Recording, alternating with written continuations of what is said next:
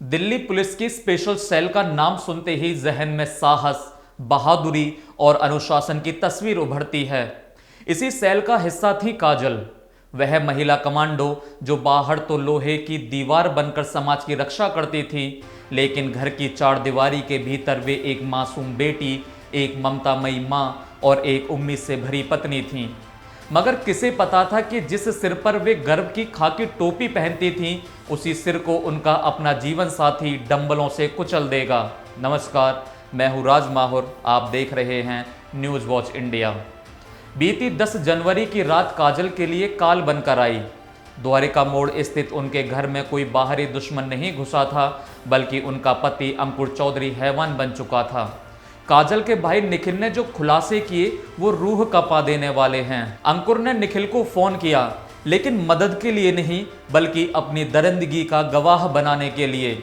उसने काजल को बोलने तक का मौका नहीं दिया।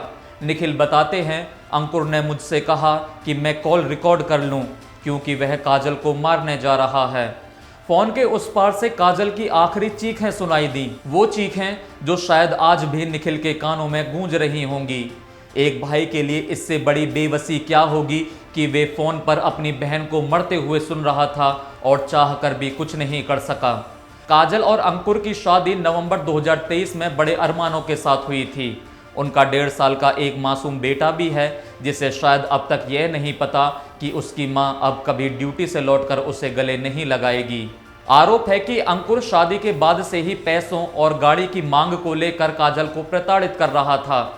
एक महिला कमांडो जो दंगाइयों और आतंकवादियों से निपटने की ट्रेनिंग लेती है, वह अपने ही घर में दहेज के दानव से हार गई। पति ने लोहे के डंबल से काजल पर हमला किया और उसके सिर को दरवाजे की चौखट पर इतनी बेरहमी से मारा कि उसका दिमाग सुन्न पड़ गया। हमले के बाद काजल को दिल्ली के एक अस्पताल में ले जाया गया, जहां डॉक्टरों ने उसे ब्रेन डेड घोषित कर दिया। लेकिन परिवार की उम्मीदें नहीं टूटी थीं। उन्हें लगा कि शायद कोई चमत्कार हो जाए। उन्हें 25 जनवरी को गाजियाबाद के एक निजी अस्पताल में शिफ्ट किया गया। 5 दिन तक काजल मौत से लड़ती रही। शायद वह अपने छोटे से बच्चे के लिए वापस आना चाहती थीं, लेकिन चोट इतनी गहरी थी कि मंगलवार की सुबह 6 बजे उनकी सांसों ने साथ छोड़ दिया। वह कमांडो जो कभी हार नहीं मानती थी, मौत की जंग हार गई। पुलिस ने शुरुआत में अंकुर को हत्या के प्रयास के तहत गिरफ्तार किया था, लेकिन काजल की मौत ने अब इस कानूनी लड़ाई का रंग बदल दिया है। अब यह मामला धारा 302 यानी हत्या में तब्दील हो चुका है। स्पेशल कमिश्नर मधुप तिवारी ने पुष्टि की कि आरोपी न्यायिक हिरासत में है, लेकिन सवाल ये उठता है कि क्या केवल गिरफ्तारी काफ़ी है? क्या समाज की उस सोच को गिरफ्तार किया जा सकता है जो एक सशक्त महिला को भी दहेज के लिए प्रताड़ित करने से बाज नहीं आती?